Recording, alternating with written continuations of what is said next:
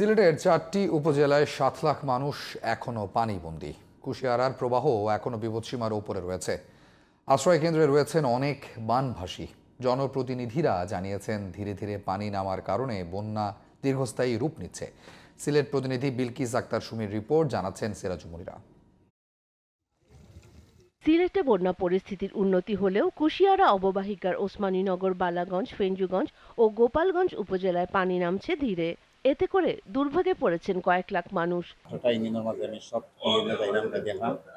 মানুষ খুব অসহায়ের মাঝে আছে।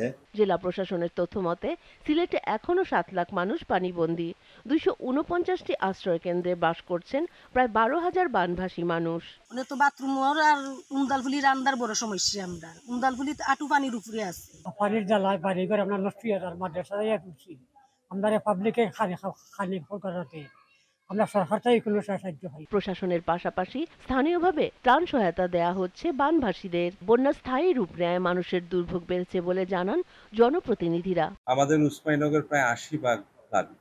আমরা সার্বক্ষণিক সেটা মনিটরিং করছি এবং আমাদের অফিস থেকে সার্বক্ষণিক মানুষ যাতে উপোস না থাকে তার নিশ্চয়তা ঠিক রাখার জন্য আমরা চেষ্টা করে যাচ্ছি। সিলেটের সুরমা নদীর পানি সব পয়েন্টে বিপদসীমার কাছাকাছি নেমে এলেও এখনো 3টি পয়েন্টে বিপদসীমার উপর দিয়ে প্রবাহিত হচ্ছে কুশিয়ারার পানি। Sirajul Monira, GTV news.